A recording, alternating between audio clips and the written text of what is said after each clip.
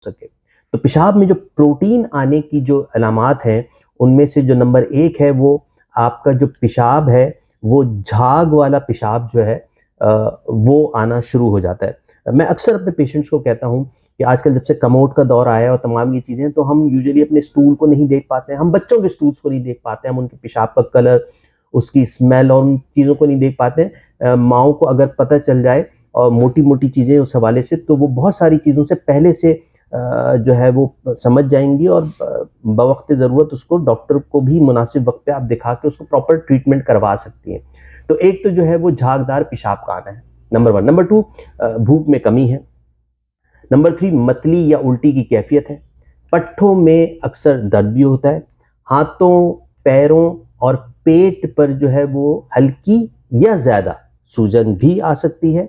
बार-बार पेशाब आना, ये भी उन बहुत सारी अलामातों में से एक अलामत है। अब हम बताते हैं कि पेशाब में प्रोटीन आने की वजूहात क्या होती हैं। तो उनमें जो सबसे इम्पोर्टेंट चीज़ है जो मैं आजकल देख रहा हूँ, वो सिर्फ़ किडनी की डिज़ीज़ में नहीं है, वो स्किन डिज़ीज़ेज़ में भी हो रहा है। और आजकल, पहले तो मैं समझता था कि सिर्फ़ बच्चे इससे मुतासिर हैं, लेकिन बड़े भी अब ज़्यादातर ऐज के जो ख़वातीन हैं, वो कहती हैं डॉक्टर साहब हम पूरी रात जागते हैं, हमें नींद ही नहीं आती। बच्चा कहता है कि जी वो या तो मैं जॉब कर रहा हूँ, या फिर वो बच्चा या बच्ची ये कहता है कि जी हम बस ऑनलाइन चीज़ों पे बैठे हुए हैं, सुबह 4 बज गए डॉक्टर साहब, तो मेरी स्किन का मसला हो गया है, मुझे पीरियड्स नहीं आ रहे हैं 6-6 महीने से। तो भाई दवा काम नहीं करेगी।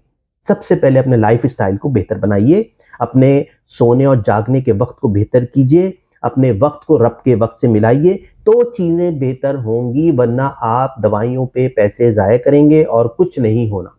तो रत-जगा जो है ना, वो सबसे इम्पोर्टेंट मसला है हमारे यहाँ, जो आजकल अनफॉर्च्यूनेटली बहुत तेज़ी से बढ़ रहा है। एक बात, कोल्ड ड्रिंक। कोल्ड ड्रिंक, आपको पता है कि आप 250 एमएल की जो एक बोतल पीते हैं ना, और ख़ास तौर पे उसमें जो रेड ड्रिंक आती है, आप सबको पता है मैं किसकी बात कर रहा हूँ, बहुत सारे बच्चों को देखता हूँ, उससे रेनल फेलियर इतने हो रहे हैं कि मैं आपको क्या बताऊँ। उससे प्लीज़ इज्तनाब कीजिए। और एक कोल्ड ड्रिंक जो हम 250 एमएल की पीते हैं, वो हमारे जब किडनी में जाके उसका सारा जो इम्पैक्ट पड़ता है, और जितनी शुगर जाके उन हमारी किडनी के अंदर डिपॉज़िट होती है, वो 8 गिलास पानी पीने पर जाके वो निकलती है। मैं अब, और अगर वो नहीं निकल पाती है, तो ग्रेजुअली वो आगे जाके बहुत सारे हमारे एलिमेंट का सबब बनती है। नंबर 2 जो है वो शुगर ही है, जो कि ऑब्वियसली अभी मैंने आपको बता दिया। ब्लड प्रेशर का रहना, ये भी एक रीज़न है। पानी कम पीना, बहुत आजकल मैं देख रहा हूँ कि होंठ ड्राई हैं। डॉक्टर साहब आपको कैसे पता चल गया? अरे भाई, अल्लाह ताला ने बहुत सारी चीज़ें ऐसी दी हैं बॉडी में कि आप देख के पता कर सकते हैं। आप ध्यान ही नहीं देते उसके ऊपर। ध्यान तो फेसबुक पे और दूसरी चीज़ों पे है। तो बच्चे का होंठ देखें, ड्राई है, क्रैक है, समझ जाए कि वो डिहाइड्रेटेड है भाई। पानी पिलवाएँ उसको, खुद भी पिएँ।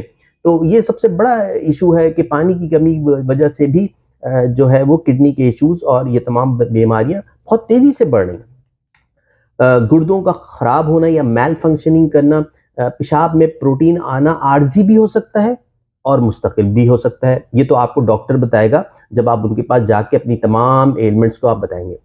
अगर आप में इनमें से कोई भी अलामात नज़र आए, तो फ़ौरन डॉक्टर से राब्ता करें और बर वक्त इलाज शुरू करवा के अपने आप को मज़ीद किसी मुश्किल से बचाएं।